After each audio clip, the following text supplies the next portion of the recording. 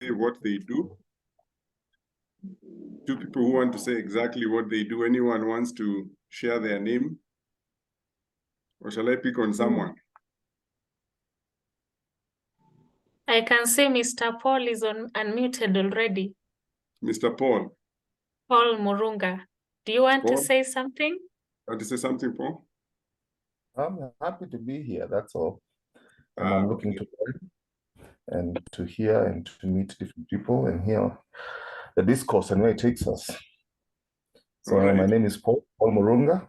My background is advertising, marketing, and design. But I also am involved in a family business that covers this area of conversation today. All right. Thank you. Anyone else? I think I can do that, Larry. Yes, George. Because of the life we share from when we were little boys. Yeah. My name is George Atisa. I'm a professor at the University of Texas in the US. I went to school with Larry, high school, and yeah, I saw this link. I felt that it's good to know what's going on in the real estate and rental markets, because it's an area that we aspire to move into, given that the opportunity is there. Thank you. Thank you very much, George. Everybody should actually aspire to be in this market. So welcome to today's webinar. We'll call it Larry's webinar. My name is Larry Mosa, CEO of Canaan Properties. At Canaan Properties, we help investors earn good rents by employing what we call efficient systems to run their properties, but with a very strong emphasis on ethical practices. We believe that sustainable solutions must be grounded on ethical practice. We don't believe of doing things chini ya maji. We believe that if you do things above board, you create sustainability in the solutions that you provide. And therefore, the solutions we are giving you today, and especially in this area of rent collection, are things that you can take home, things that we have used personally, I have used personally, things that we use as a company, and things that will help you in your real estate. We actually believe that everybody, every landlord who invests wants to earn some good passive income, isn't it? Some good, passive, predictable income. I believe that's why people invest in real estate.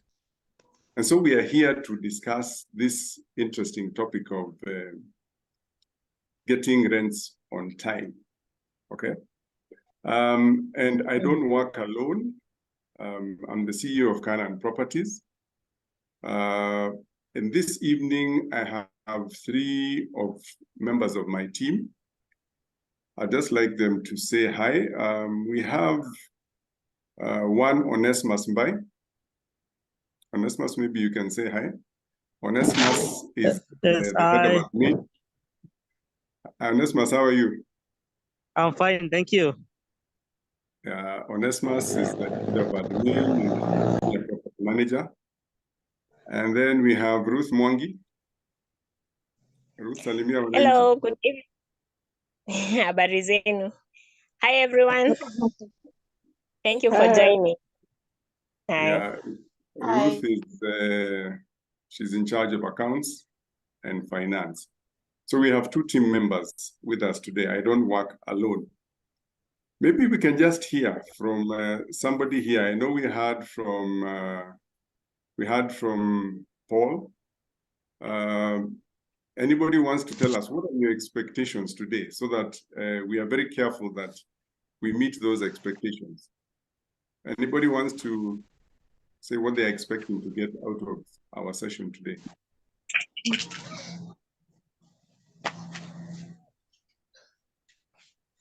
Hello. Hi. Good evening. Hey, Larry, evening. This is Clem. Yeah, Clem Becher. Hi, Clem. Yeah, how are you? Good, good. Yeah, thank you so much. I guess I gotta put on the video.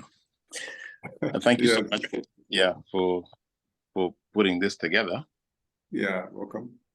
Yeah, it's quite early in work for me. I live in Houston, Texas. For the folks who don't know, Larry knows that. Yeah, In fact, yeah. I like the fact that Paul works at which is a school not too far from where I went to school myself out here. But my goal today is to just learn more about how to manage collection in Kenya. To manage rent collections. Okay. Yeah, because initially, or rather what I know from experience of my parents is they would basically collect rent in the properties that they owned. But then I have some real estate myself that I've been fortunate to establish over the years.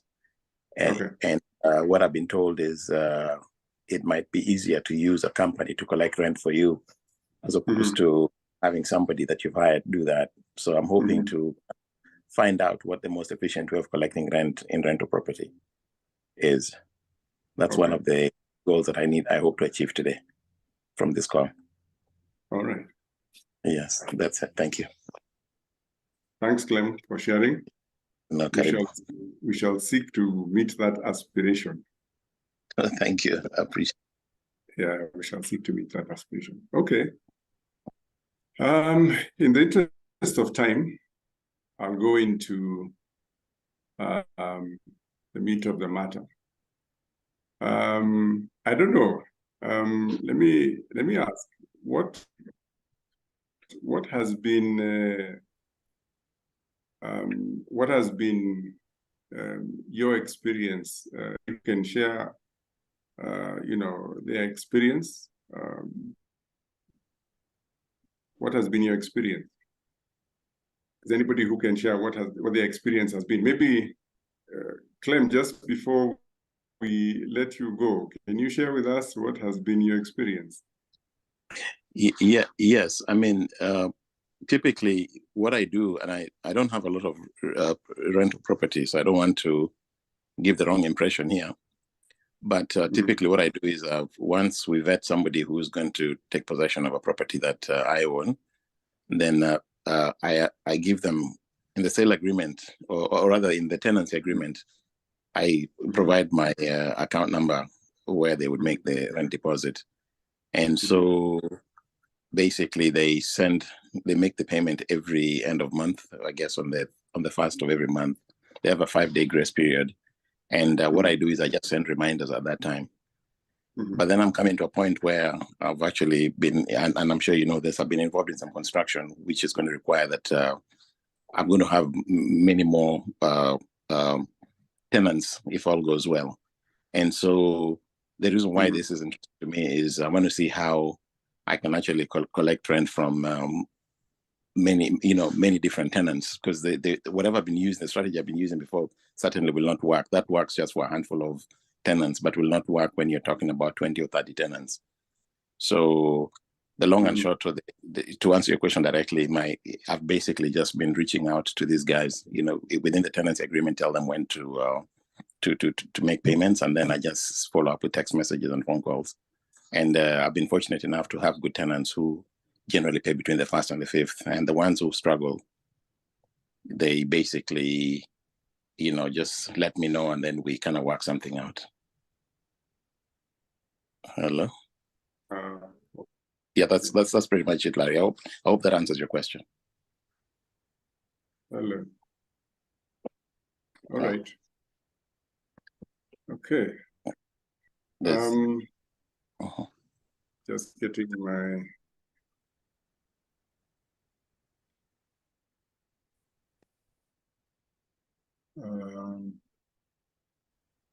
okay. So we'll just go into the meat of the matter. Hello?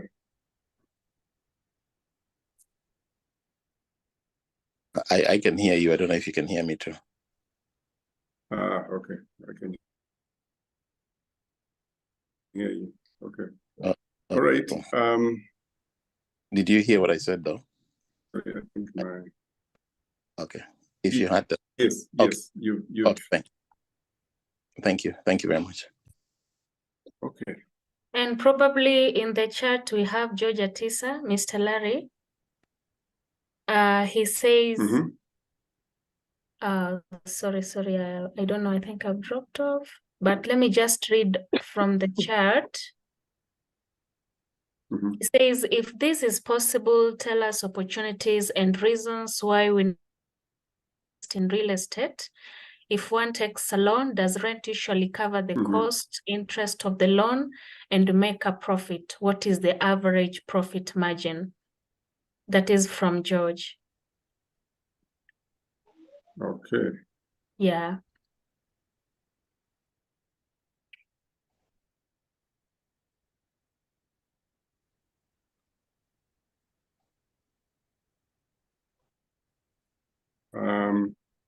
Okay.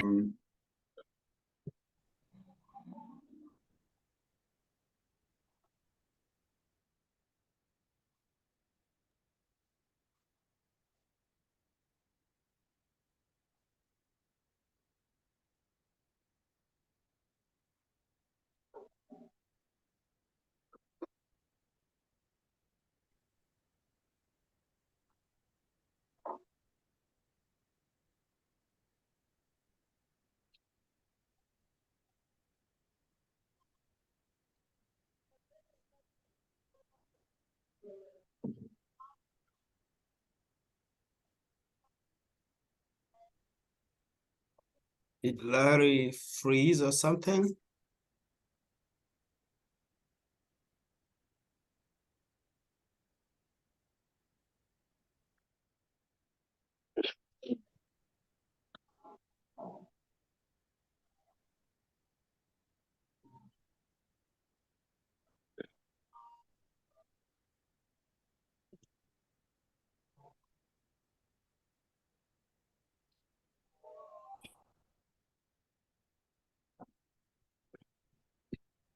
Hello, Larry. Sorry, guys, let me just try to contact him in case he's facing.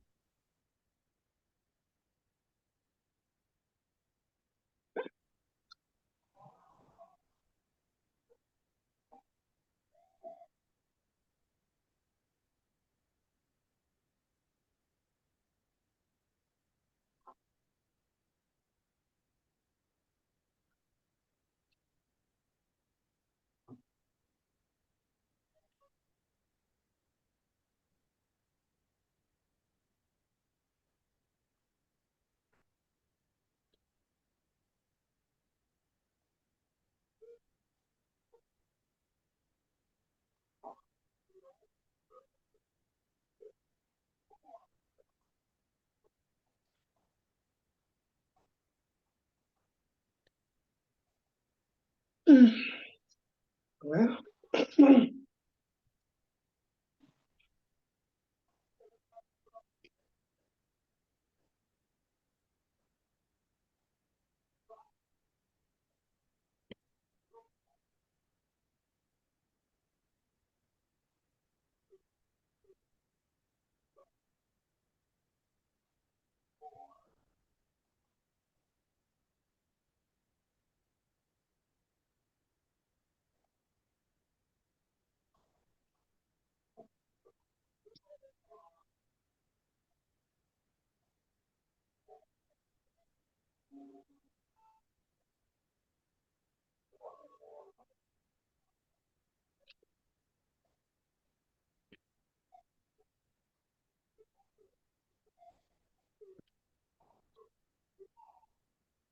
Hello.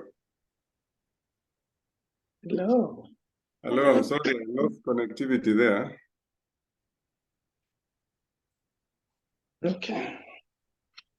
Okay, so let me go into sorry about that. Let me go into the meat of the matter today. Clem, I appreciate that you've had some real estate interest and you're also putting up some. So today I want to share 4 tips that will help us in rent collection help us collect our rents in time. Now, these tips I'm going to share are tips that I've applied personally and that we apply. And they can work both for residential and commercial properties. So anyone here with residential or commercial properties will be able to benefit from what we are talking about here. And remember, we are talking about getting your rents on time. Today, we want to learn, how do I get my rents on time? How many people here have actually tried this thing of having relatives collect rent for you? And I know sometimes people really get frustrated to the point where they even go and you're thinking, this guy is staying in my house, he's not paying, I'm paying a mortgage. And you're really, really up in arms. How many have had that experience? I know by a show of hands, a few people have had that one, where you're paying a mortgage and someone is staying in your house and they are not paying rent. Now, we have, over time, we have realized that in order to get your rents on time, it starts with number one, getting the right tenant, okay? So what we would call vetting a tenant. You want to start the journey to getting your rent on time starts with getting in the right tenant, because rents will be paid by people or organizations. And if you get in the wrong person, that's where the trouble starts. We need to get someone who can pay, and someone who likes to do the right thing or is going to do the right thing. My advice is very simple. If you don't get in the right person into your house or into your premises or into your commercial property,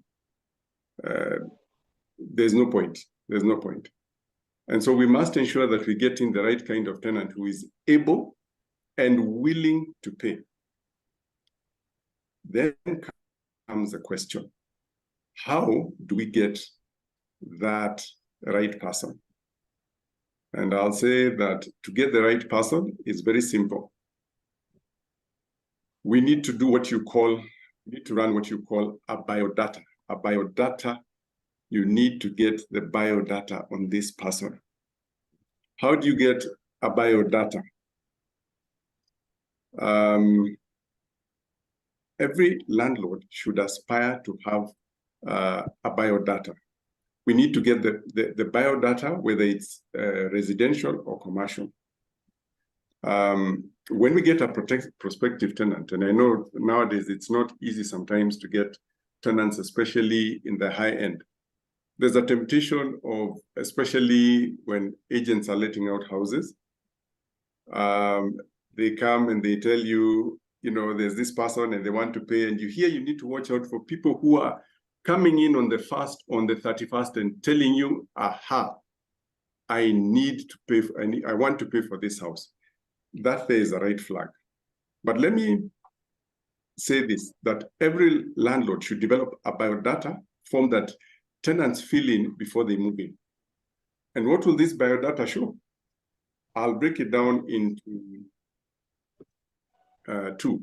We can look at the biodata for residential and the biodata for commercial. A biodata form is not a very complicated form. If you look online, you'll find some, but there are some key things that we've used over time that when we use this biodata in this form, we have gotten successful tenants.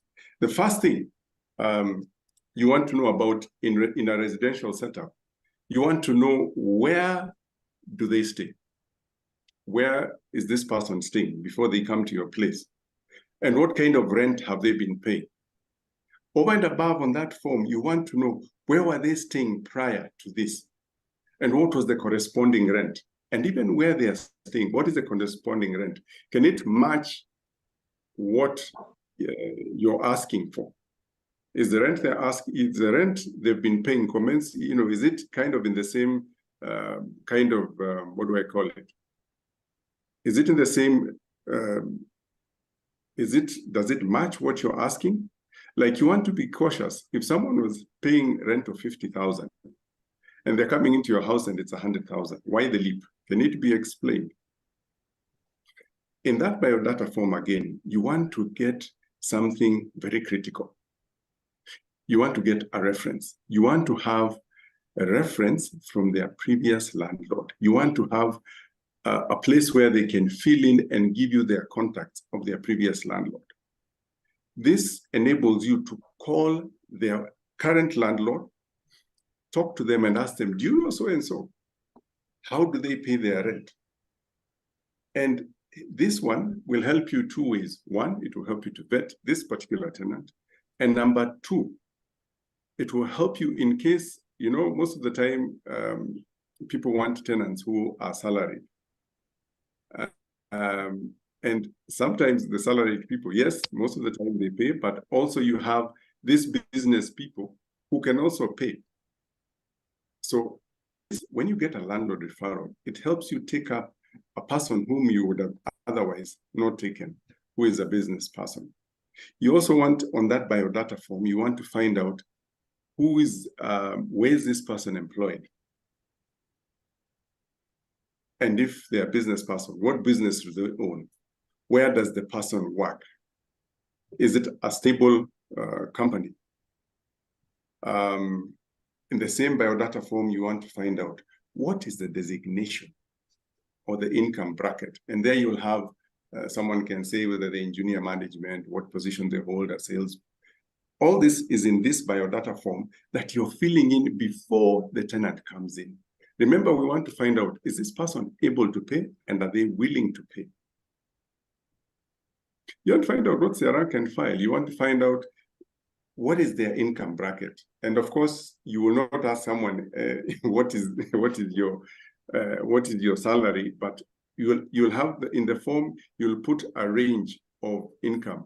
Is it, you know, just a rough indication of where they are? And then you also want to get a referee for this person, a referee at work. Is there someone who can vouch for them? Is there someone who can say, I know so-and-so? Again, all that will be captured in the biodata form. So I hope you're seeing now how crucial it is before a tenant comes in, you get this information. Here you're almost becoming like a sleuth. You're finding out a lot of details about your tenant. Then you want to find out who is going to occupy your house. You know, we have different scenarios here, and I know there are different properties that are owned by different people. You could be a landlord who owns a block of apartments, say in Juja, and you know, there you have a lot of students. So the person who is resident is not the person who is paying the rent. In that biodata, you don't want so much information about the student. You want the information about the person who is paying, and that is the parent. That's the information you'll want to get there. And then on that same biodata form, you will also find out the family status. Of the person who is coming into your unit. You want to find out, are they married? How many children do they have?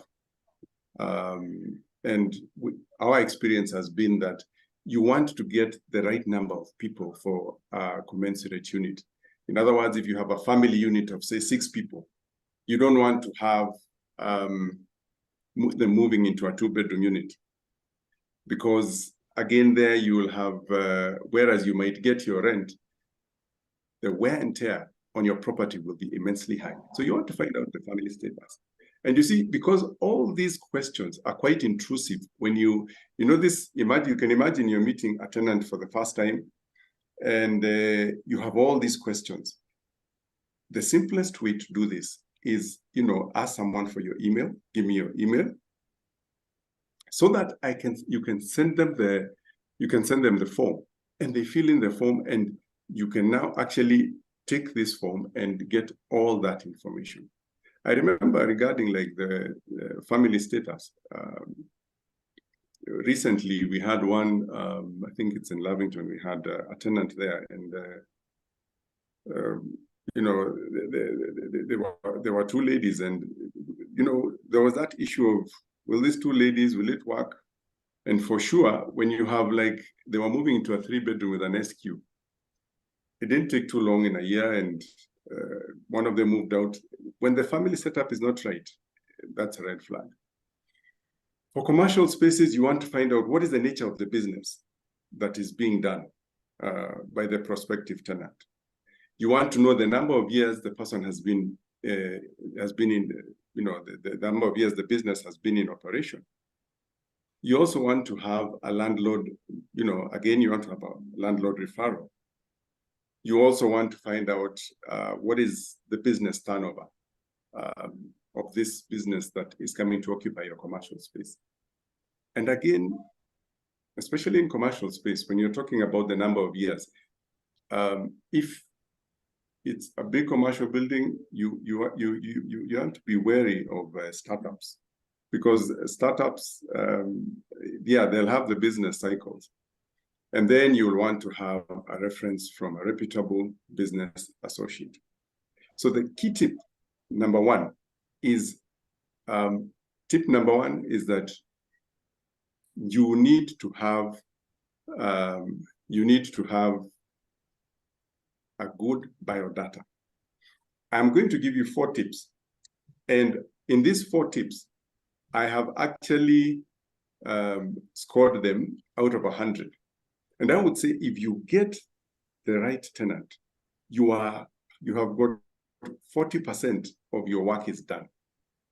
40% of your work is done in terms of getting your rent on time. 40% of your work is done.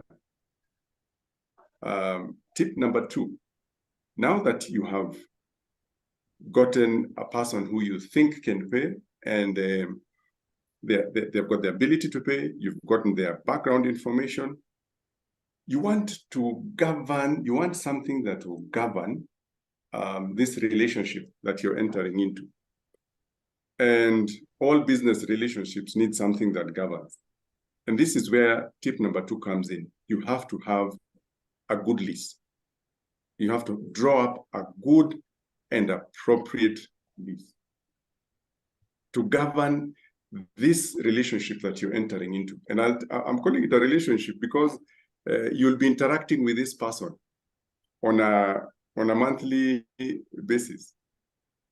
And you don't want a scenario where you have a new tenant and they're asking you to replace their light bulbs. Can you imagine that? You know, there are these first-time renters, and they enter your house and they tell you, can you replace my light bulb? So different leases will apply for different residential units. For instance, houses in Dandora will have different leases to those in Lavington or Kilimani. Furnished units will have different leases. Because of obvious reasons, like in furnished apartments, you will need to have inventory. So you'll need to have the expectations of the landlord and the tenant well documented. And in commercial spaces, leases will vary depending on the nature or use of the premises. And it will also depend on the length. For example, in commercial leases, you could have someone wanting to occupy your premises for less than 5 years. Now, there you'll have to draw up something called a license, okay? And it's so important, like in a commercial space, to have a contract, a valid contract with your tenant to protect you legally and to govern this relationship. Because this person is a good tenant, but there needs to be a good modus operandi, a way that you will be working. So in a nutshell, I'll give you a few guidelines on what a good lease should be. A good lease should clearly identify the landlord and tenant without any ambiguity. A good lease should also clearly state the rent payable. It should also determine the duration of the lease should be well spelled out. the renewal terms and corresponding increment need to be there. And in case of any disagreement, the termination clause has got to be there also. There's got to be also what you call a clear statement of what constitutes a breach of a lease. And we've got to have also defined there the responsibilities of the landlord and the tenant and the due date of payment.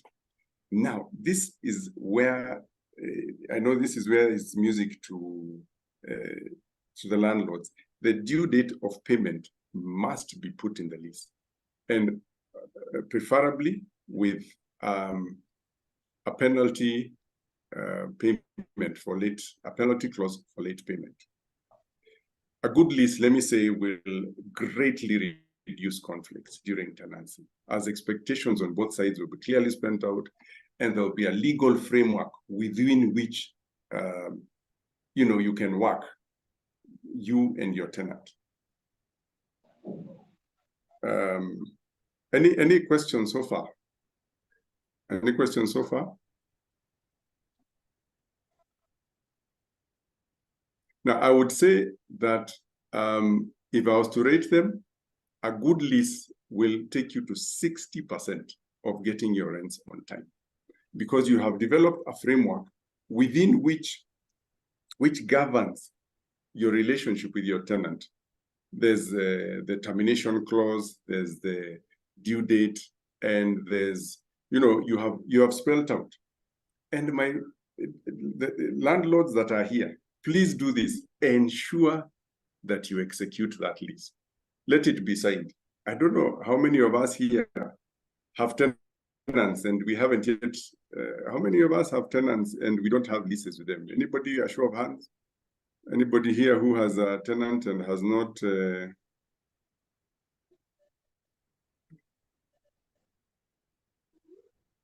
Anybody? You have tenants, especially commercial tenants. You need to have a lease, because what happens, or a license, because what happens is that if you don't have one, they become what we call controlled tenants. Now you are 60% to getting your rents on time. You have gotten the information about your tenant. You have gotten the legal framework within which you work. This third tip is very key. It is called the execution, or the administering of the lease. Now that you have a good tenant and a good lease, you'll have to administer this lease.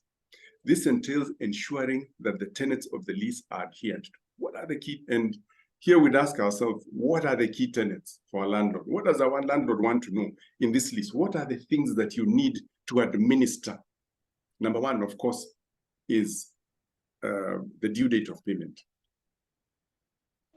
And what are the penalties for not paying? Because I'm speaking here because we have found that human nature is that people somehow do not want to pay unless they are prompted or unless they are made to pay, even the very good people. So you want to find out, what does your lease say about late payment? Is there a penalty? And then here is where I would ask, if your tenant is late on payment, have a mechanism of prompting them. And I would say for those who own like blocks of apartments,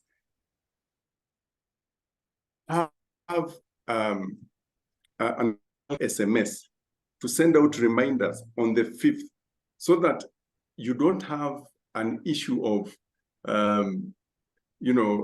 calling all those people, or having someone call, even if you have a good caretaker or you have that relative who you have left there, you have to have these people being reminded. And then what happens when people are late on paying? What do you do? Again, in that list, it's very clear. What happens is that you give a 7-day notice.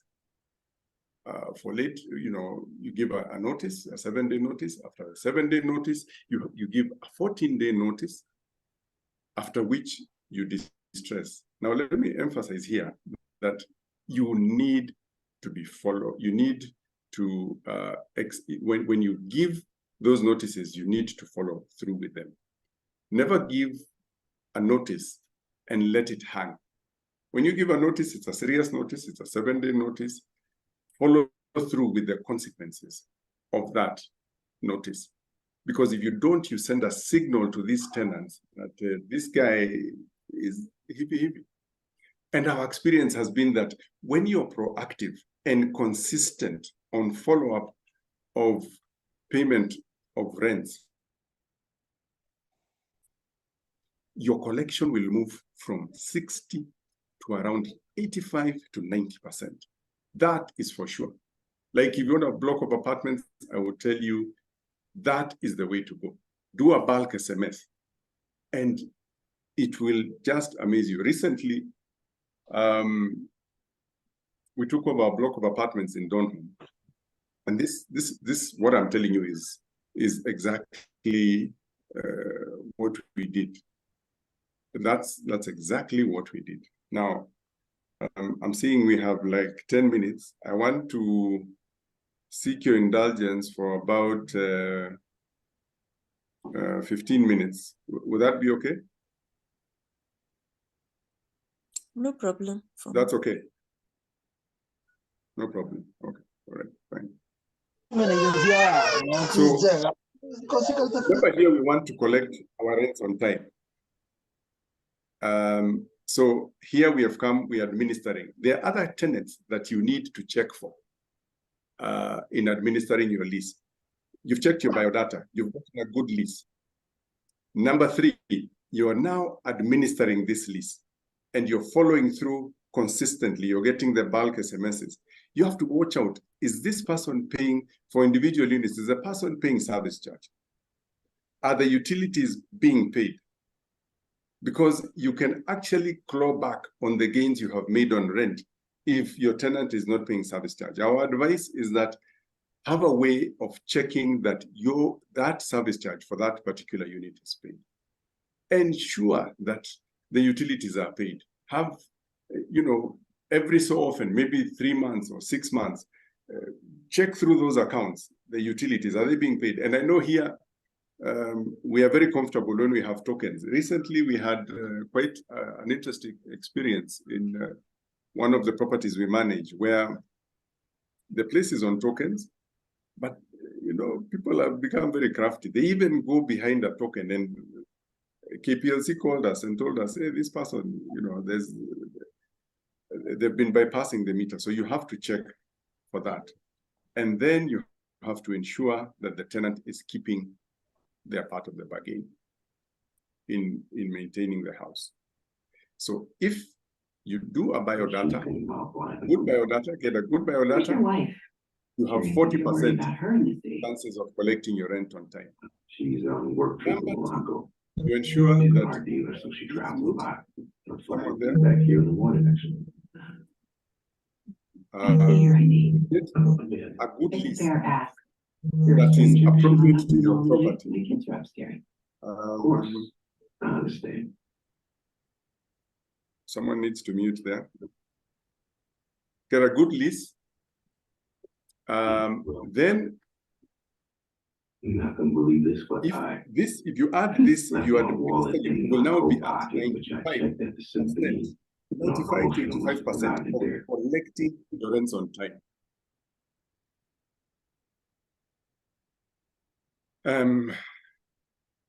Which now takes us to tip number 4. And remember, this tip number 3 is like when you have a good, what do I call it, strategic plan, or you have good plans, these end-year plans, the story is in executing it. Administering this lease will take you very far in your rent collection. Lack of administration of this lease, it becomes just like those strategic plans, those business plans, those plans that people have, and they're put in a shelf and nobody implements them and they don't help. Very well thought out, very well written, but you're not going anywhere. Tip number 4, ensure that the house is well maintained. I don't know how many of us are conversant. I'm sure all of us know Yaya Center. We've seen Yaya Center. And that's how we can attest that at Yaya Center, we've not had, I don't know how many can attest that that place is hardly ever vacant. Yeah? Why is it hardly ever vacant? Because of, it's hardly ever vacant because of, it is maintained very, very, very well. And when your premises is well maintained, you are guaranteed of earning a good rent. Remember, this lease is two ways. The lease is two ways. There's your part and there's the part of the tenant. You have to ensure that you're keeping your part of the bargain. You have to ensure that, you know, whereas there's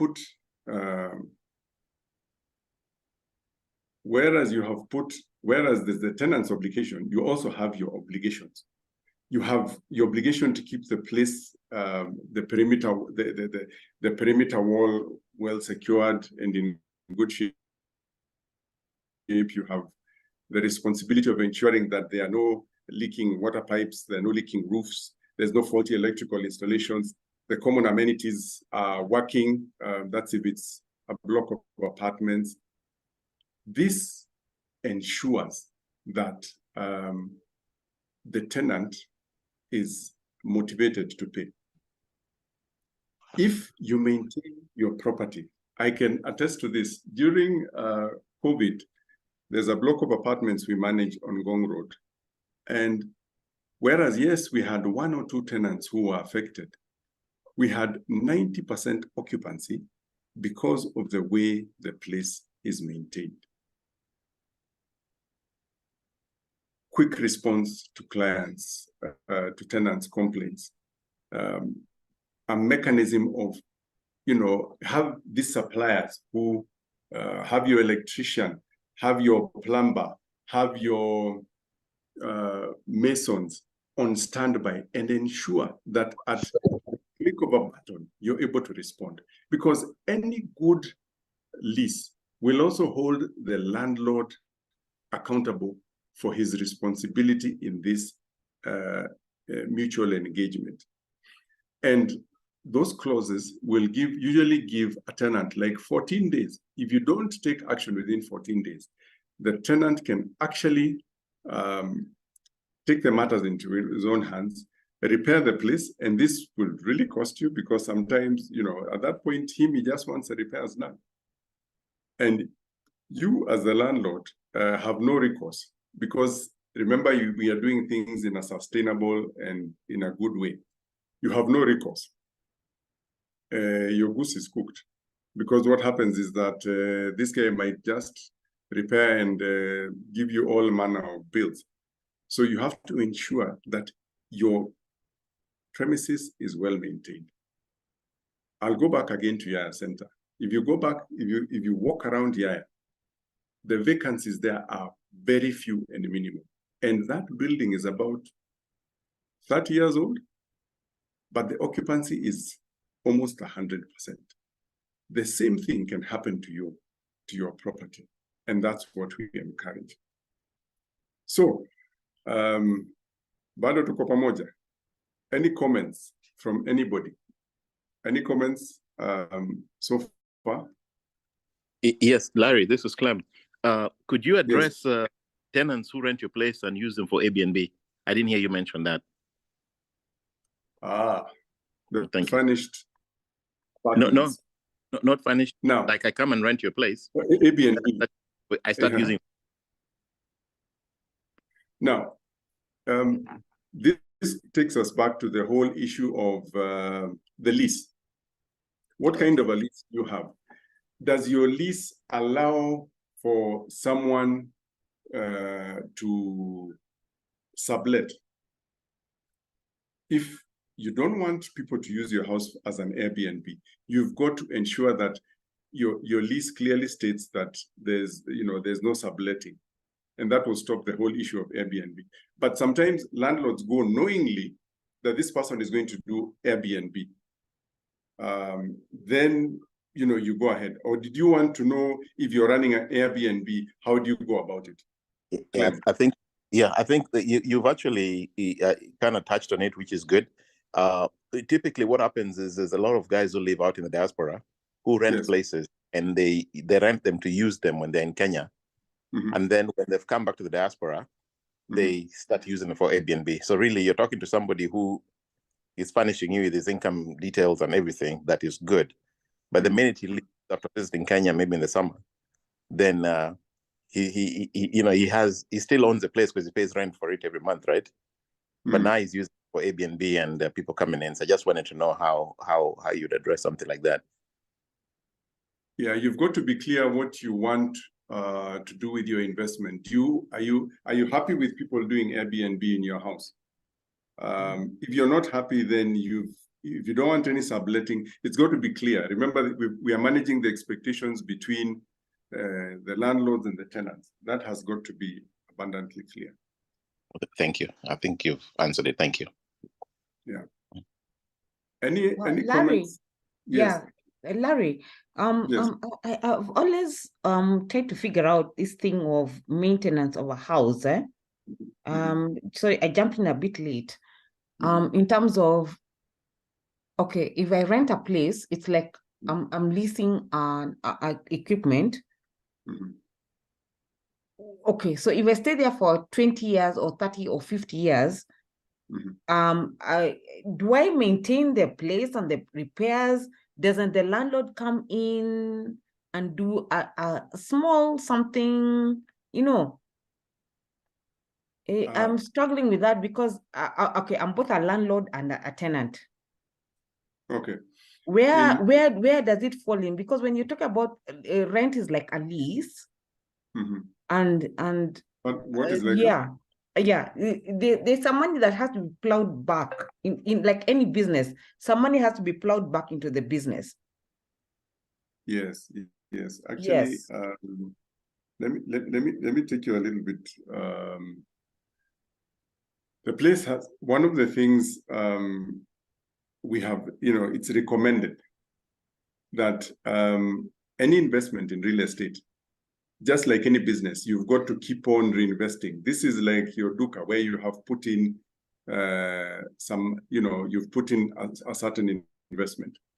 And it is, the practice is that you're supposed to put aside 4% of your annual rent, so that in 25 years, you can actually, you're supposed to reinvest every year 4% of your annual rent in your house, or put it aside, so that in 25 years, you can actually discard of that property and have like a new property with you.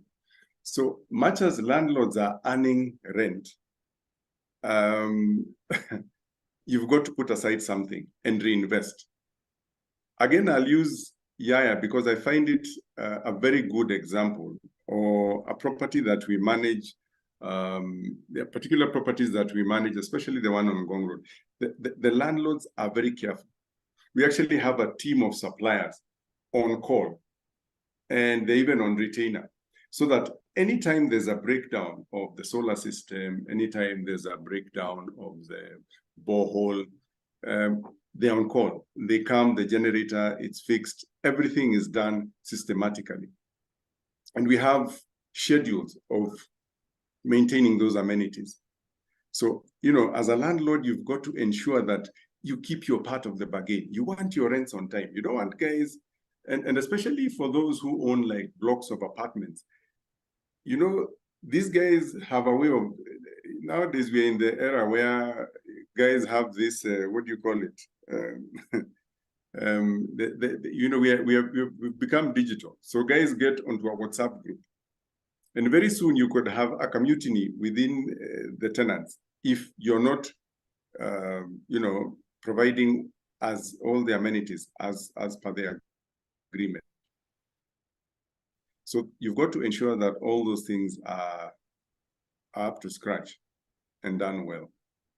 No, Larry, my question is, if I'm living Yes. in a standalone house and I live Yes. here for 15 years, surely even one painting job in the 15 years, is that part of the law, or it's like a car? When I look at it, when I rent a car and I give it to you, and you there's maintenance that has to be done on the project. But as landlords, I don't see nobody just cares about you. You stay with the house, you paint it, you do everything, you repair. There's wear and tear, but there's no one who even does even repair work, even painting, even the gate. Landlords are responsible for, it's very clearly spelled out. Landlords are responsible for structural and exterior fittings, like the perimeter wall, the roof, the gate. The landlord is responsible for what is exterior, but the tenant is responsible for those things that are not structural, like a broken tap, a loose light fitting. Those are the responsibilities of tenants. So if you've been in a place for 10 years, what you want to do is you want to have the landlord, as if, like, the properties we manage, we inspect them once a year and give the landlords a report on the structural defects and basically how the house is being maintained by the tenant. At Canaan Properties, by the way, we are happy to, Canaan Properties believes that every landlord needs to earn good passive income, and we provide management services whereby, you know, we provide good tenants, we vet all the prospective tenants, we execute sound leases, we follow through on collection, and we maintain the property for the customer satisfaction and prompt payment. We send out monthly statements of rents, and at special rates, we actually pay rent in advance for those, you know, for blocks of residential apartments. Maybe I've run you through all this, and you have a block of apartments, and you're wondering, hey, so how do I go about doing all this? We actually pay rent in advance to landlords. Like, we agree on a particular date, we pay all the rent to landlords, and we are left collecting and doing the nitty-gritty work. Of course, that comes at a special rate, but we also do the regular collection of rent. And whatever we do above board. We don't, me and my team have a way of providing sustainable solutions. And for those who have attended this webinar, we actually have, we're actually offering a 25% discount on the first month's management fee for anyone who lists their properties with us. And yes, you can get in touch with us, and we'll be happy to list your property, take care of it as our very own. So, Larry, not to interrupt you again, and I'm sorry that I'm hogging all the time here asking questions. Yes. I know you're addressing Nairobi. What about properties that are outside Nairobi? Does Canaan Properties manage those, number one? And then number two, I know you touched on it, on low-income housing. You know, low-income where rent is 10,000 shillings, 13,000, 15,000. It's very hard to do biodata on those kind of tenants. Can you touch a little bit on how you'd manage those to make sure that you have the right tenant coming into your property? Okay. Thank you. What we do on low rental incomes, you know, houses like that, we have a simpler biodata. We want to know, like, your ID, where you work. It's a little bit more simple. And the lease is also simplified. It's, you know, like the ones for 13,000 and, you know, let's say less than 15 up to about 10 there. We have a simple lease, which we work with. And yes, we do manage property outside of Nairobi. We manage property in Kilifi, we manage property in Machakos, we manage property, yeah, out of town. So long as, you know, what do I call it? It's not a single unit out of town. Yeah, we do. We manage, we do that. I don't know whether I've helped you, Clem. Yeah, thank you so much. Yeah, you've answered him. Thank you. Anybody else? Any question? Yes, there are a bunch of questions in the chat box.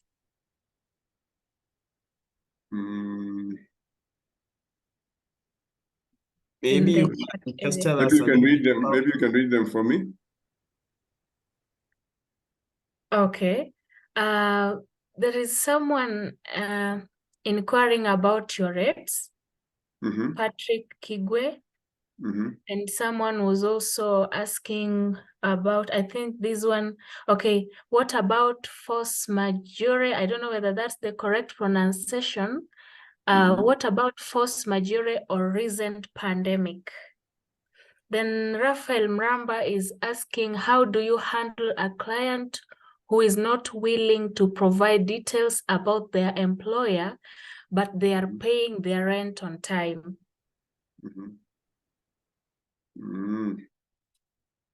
Okay, about the rates, Patrick. Patrick is a good friend of mine. Ken Jama is asking. Yeah. Patrick, on the rates, we would say that we are not above market rate. It depends on the property, and it depends on you know, on what services are required. It varies. So we would like to see the property first before we give you a quotation. We would like to see the property, see the number of units, see what work is required, because if I was to give a figure now, we also do management of common areas, and there it's not a percentage. So I would want to say that if we could look at your property individually, we'll give you a quote. We won't charge you for quoting, and coming to look at your property will not mean that you know, you must take our services. No. But we'll just come and look at your property, and then we'll advise on what we do. And again, it will depend. Do you want us to collect the rent? Do you want to be paid your rent in advance if you own a block of apartments, or do you want us just to do it the regular way, you know, what we collect on the 6th, and we send it over to you? Yeah. Force majeure is, I think, I don't know whether they are legal people here, but it means when there's a situation beyond, you know, control, when something is beyond what we can do. And especially those clauses come when we've had those clauses when we are managing single units, and especially owned where we have expatriates living in them. Single units, townhouses, there's that force majeure, and the diplomatic community have this thing of where they can just give you 1 month's notice and they're up and out. Even where they have a 3-year lease. You know, when Kenya is declared a security risk, they up and they out. We've had that. Let me also say, sorry, I didn't get the third question. Faith. Yes. There were so many questions. I read that kindly. What was it talking about? We had, how do you handle a client who is not willing to provide details about the employer, but they are paying their rent on time? Well, that's an interesting one. They are not willing to show you their. Bottom line is that you want your rent. That's what you want. You don't really want to. You're not too concerned about who the employee is, so long as they are paying rent. Yeah, but you would still want to you still want to somehow indulge this, talk to this tenant, and why would they not want to disclose? That for me is still a red flag. But if they are paying their rent on time, you can let it ride. But it's important to know who they are. Okay, thank you. We also have another one. How best does one manage deposit refund, especially where repairs are concerned? Some exiting tenants dispute even obvious repairs. That's from Ken Jama. Okay, our practice at Canaan Properties is very simple. When a tenant is moving in, we have something known as a check-in. Before a tenant moves into one of our units, we check in, we inspect the house, and the tenant needs to sign about the condition of the house.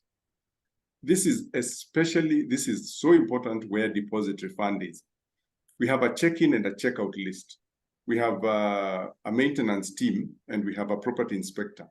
When the tenant is coming in, the person in charge of inspection inspects the property with the incoming tenant, and they list all the defects of the house. Of course, you have repainted the house and you've done all the repairs before. But you know that there's always maybe one or two items that are left out. So what happens is that we get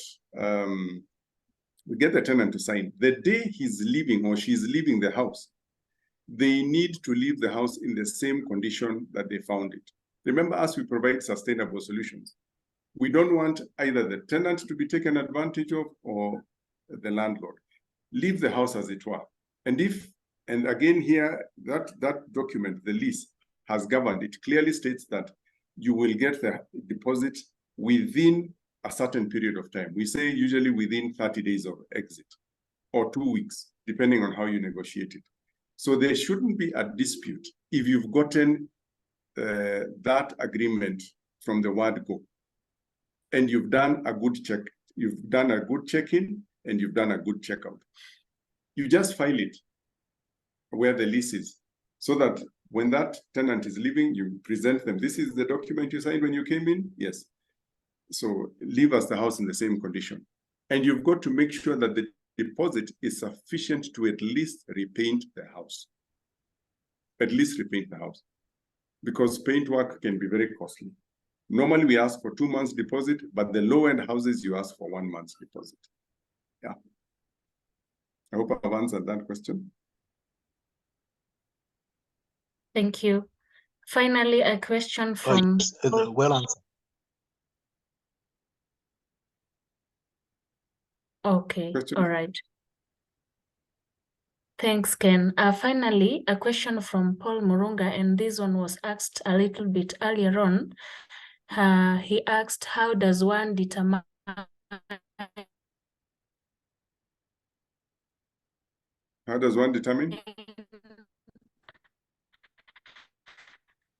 the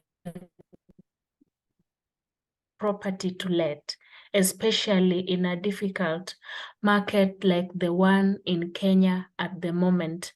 And he's also asked, do you handle sale of property as well? Yeah, that's a question to Canaan Properties. The first question was, sorry, just, I didn't get it.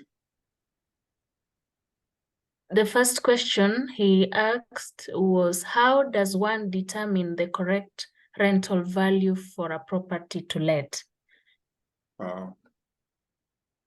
Okay. Now, it's very easy. We do rental evaluation. We do rental assessment. For the bigger commercial premises, it's like a valuation report. But in this small, in the residential units, what we do is that we go on, you compare apples with apples. You compare the same property in the same area, and what you get an aggregate of at least 3 similar units, and then you're able to determine what the rent of your unit is. For example, a 2-bedroom apartment It must be, let's say, master and suite.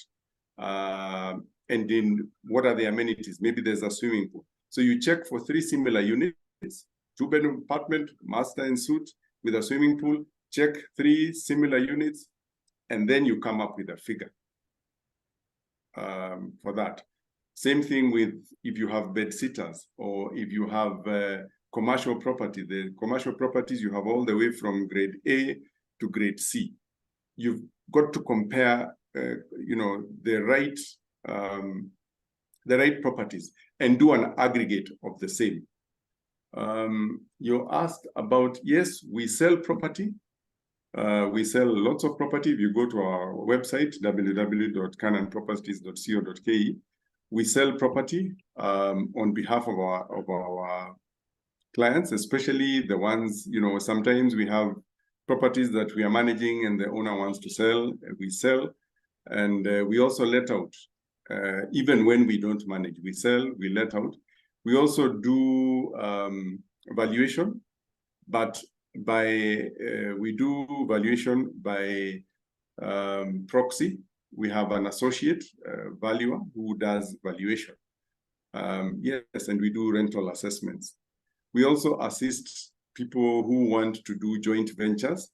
We help people identify partners who can finance their properties. Like you might have a value of a property and you're looking for someone who can invest in it. We assist in that too.